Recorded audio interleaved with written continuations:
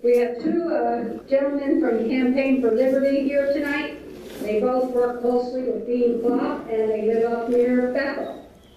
Rick Clough is married for 25 years. He raised two boys and is raising a nephew. He also is a scoutmaster of Troop 489 and has owned several businesses that does painting and body work. Right? Bryn Schaefer is a Penn State grad and works as a civil engineer. Bryn is a real boots on the ground guy. He was at every town hall and canvassing, knocking on doors, and trips that we were on, and many that we were on. I don't know where he finds the time. He has 4 little boys at home. But you're able to do those things when you have a great partner to help you out. So these two are really true patriots. Rick is going to tell us some true life experiences he's had with the school boards, and then Bryn is going to explain his watchdog program. Please welcome Rick and Bryn.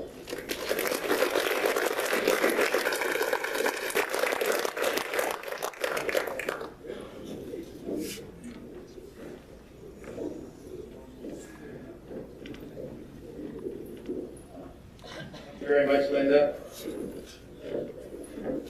We were invited here tonight to give a demonstration about a new project that we started with the Tri-County Campaign for Liberty. It's called the Watchdog Project.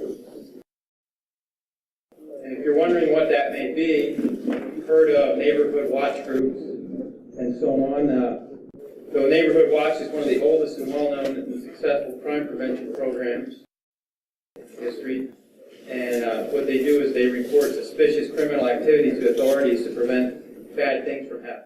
Well, when we live in the age of Obama, at a time of lawless and ever-increasing government, in this era, guess where the crooks want to be? In government. So that's what our project is for. We're going to be watching those people and what they're doing, what they plan to spend your money on and take away your liberties with. So, many of you all are aware that we have different levels of government. This watchdog group, we have plenty of people looking at things at the state and the national level, but we're concentrating on things where you have the most impact. That would be more the local level, including municipal governments, councils, city councils, school boards, things like that. So, you might wonder how these boards and councils are taking away your liberties and your rights. Well, they raise your taxes, they spend your money in bad ways, and as long as no one is watching and no one says anything, they will continue to do so. And we've had first-hand experience of that. So, this is not a new idea. It's actually been very active lately. Most people focus on state and national issues. Like I said, where your impact is the least, but when you do narrow down your focus, you will have more impact on local and local issues. So, the local governments are the farm league for the progressives and the left. They actively seek these positions and practice using power on people here first before they move on to the big leagues. And they've been at this for decades while the forces of justice have been absent. So, here are some of the ways which local government and school boards can affect us. Like I said, taxes. School boards raise taxes almost every year. You know why? Because they can, and no one tells them no. They take away your resource that is the most flexible and has the most utility and provides you the most freedom. What else do they take? The municipal governments will take away your property rights through zoning, through regulations, through ordinances.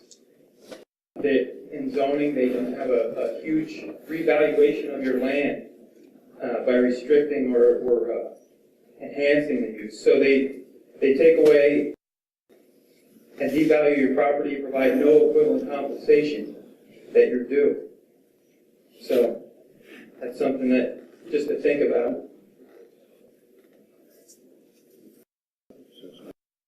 They use planning codes that are required to limit land use.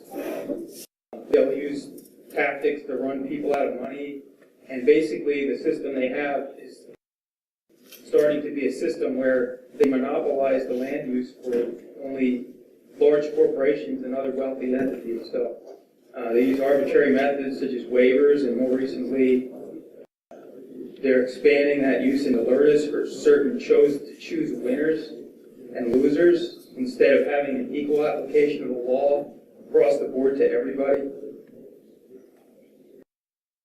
And these are all methods of central planners to thwart our property rights and set aside land to be used as only as they see fit.